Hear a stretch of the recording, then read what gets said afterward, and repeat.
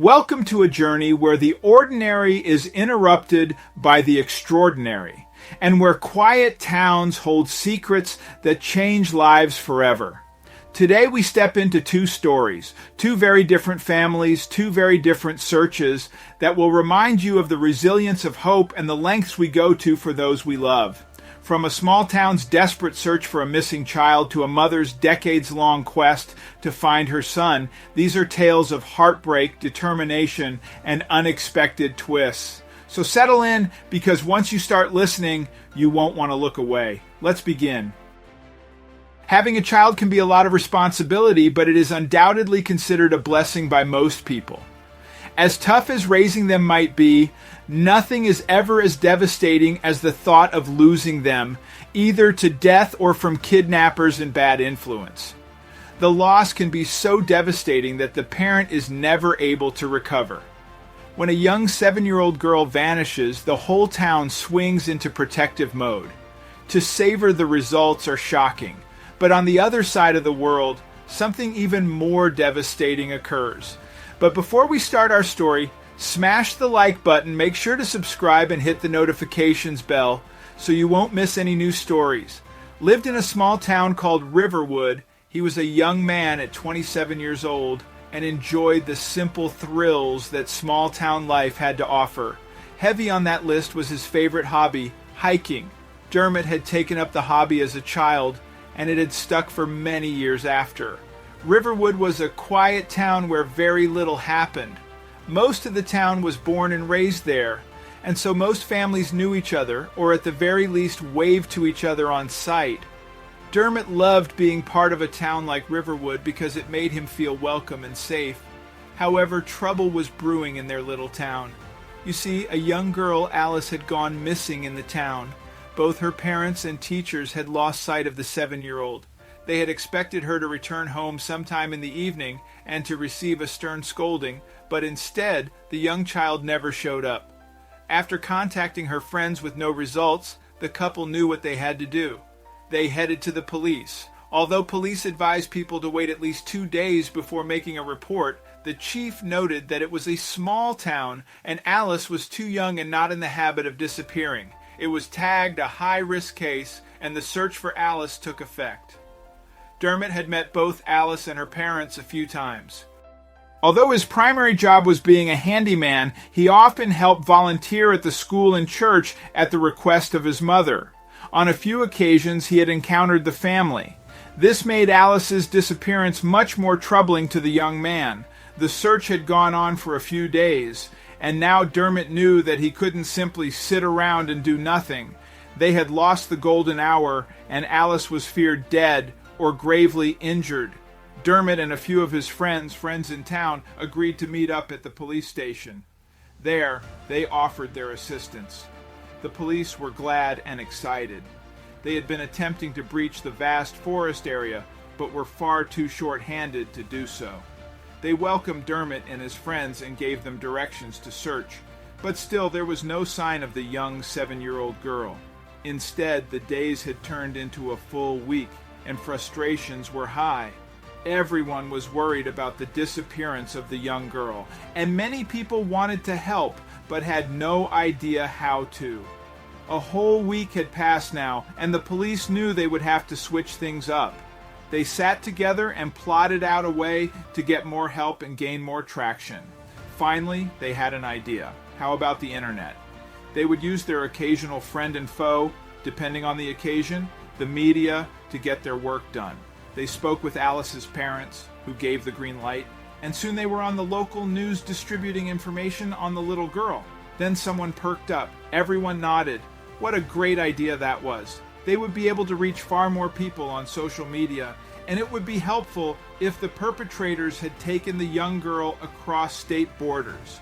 Soon, the police department was making social media posts, requesting information or details to find the young child. Luckily, the collaboration with all forms of media was a success. More people came in and offered their help. Soon, there were hundreds of people searching the forest and surrounding areas, all of them screaming the name. Unfortunately, after many days of searching, there was still no sign of the young child. Even worse, the number of helpers had now made the search location difficult to pinpoint. However, the town continued to search for weeks on end. Many people began to debate if the young girl was even alive. It had been so long since any new evidence, and a month had passed by now. Most of the calls had turned into prank or money-hungry informants. Things were looking bleak, as many of the volunteers had to return to their jobs and lives. Everyone was sad, losing hope.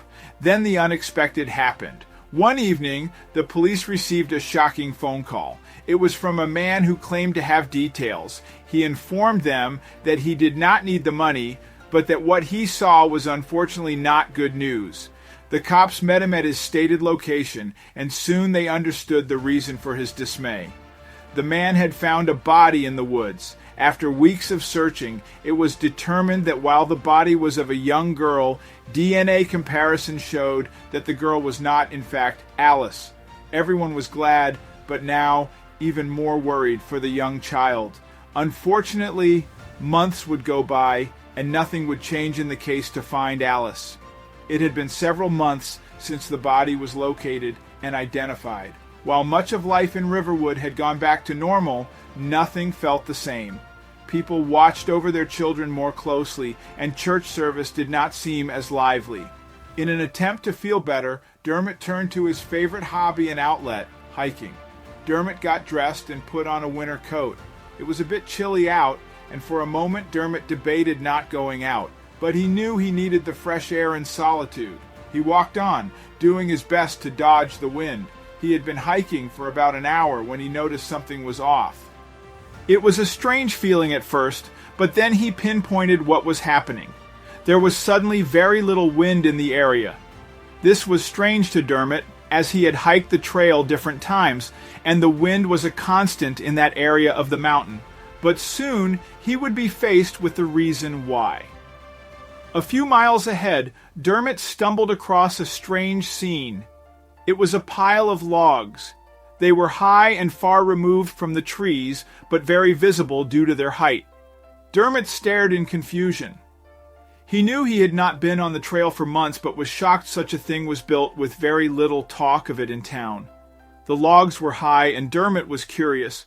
But even he couldn't fight the ominous feeling that filled him. He just knew something was wrong, and that it would have to do with the logs. He considered for a moment his position and decided to play it safe. He had an idea. Dermot hid behind the trees to avoid being seen and quickly dialed 911. Once he explained his location and what he had spotted, he silently waited for the police to arrive. He could hear the trees swishing softly and continued to keep an eye on the scene. He was determined to be as vigilant as he could. Dermot's efforts would soon pay off. About an hour and a half later, the officers arrived on the scene. They too had no idea the pile of logs existed. They asked Dermot to provide a testimony and then proceeded to assess the outside of the log. Finally, one of the officers pulled the other aside. He had lived in the town of Riverwood for about 7 years. He had often seen Dermot around and had spotted him during the initial search. He stared at the log for a moment before pulling his young partner to the side. "Why don't you stay with the civilians while I go check things out?" Officer Tyler, his partner, nodded. He was very quick to agree. He too could sense that something was suspicious and dark about the logs. Officer Tyler was about to head out when he stopped for a second. He searched around the logs for a moment before he noticed something. The pile of logs was actually a cabin in disguise.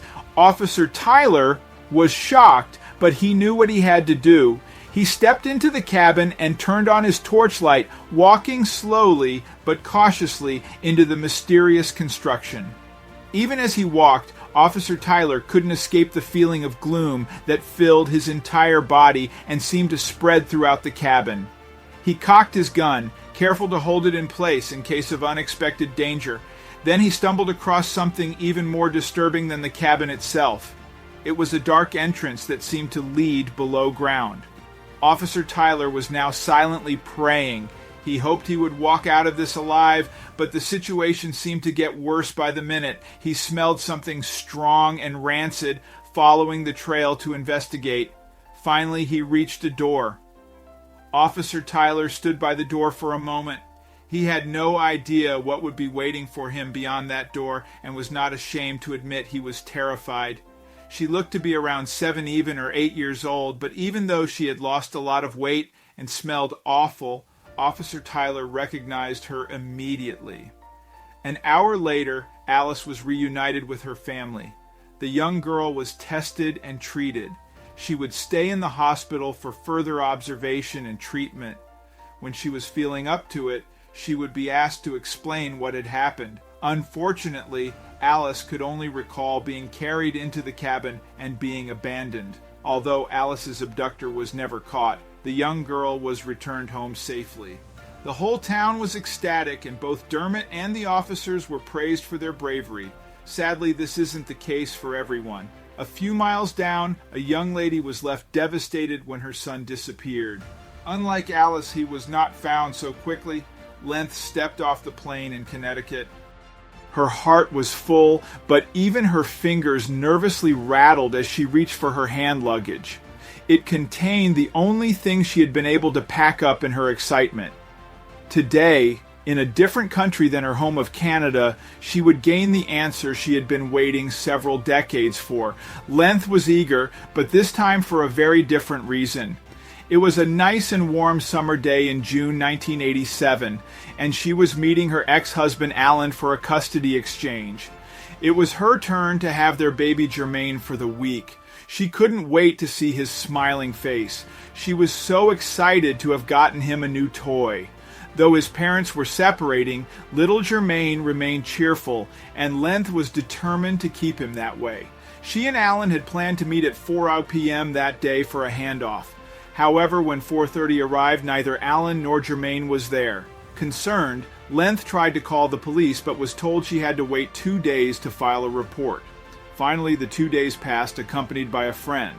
Lenth filed her report, explaining she hadn't heard from Alan since arranging the meetup. The police began a search, mapping routes around their homes and enlisting help from friends and family. But weeks passed with no sightings. It was 1987, and technology was limited, leaving them with few options. Lenth was devastated. Her life felt empty, and she clung to the toy she'd bought for Jermaine, the only tangible memory of him. The police eventually halted their efforts due to a lack of resources, but Lenth refused to give up. She gave interviews, saved for newspaper ads with Jermaine's photo, and pleaded for information. Years went by without answers, but her resolve never wavered. One officer, Ted Davis, was deeply moved by her determination. Though the case was officially cold, he promised Lenth he wouldn't stop until she had answers. Ted spent years revisiting the case in his free time. One day, while attending a conference, he found new leads. Alan's old friends investigating further, Ted discovered Alan had been living under an alias, Haley Randolph Duza. Records showed Duza had a son of the same age as Jermaine. Ted followed the trail to Connecticut, where Alan was a regular at a KFC. With help from local police, they set up a sting operation. Alan was arrested, but the question remained, where was Jermaine? Soon after Alan's arrest, they located his son, who agreed to a DNA test. The results confirmed his identity. Duza's son was Jermaine. Ted informed him of the truth that his mother was alive. Jermaine was stunned. His father had told him she had died during childbirth. The reunion between Lenth and Jermaine was emotional yet bittersweet. Lenth struggled with the years they'd lost and adjusting to the man her son had become. "I have to accept he's not the baby I knew, and that I lost 31 years, she said. Despite the challenges, Lenth was overjoyed to have her son back. Together, they began the process of rebuilding their connection.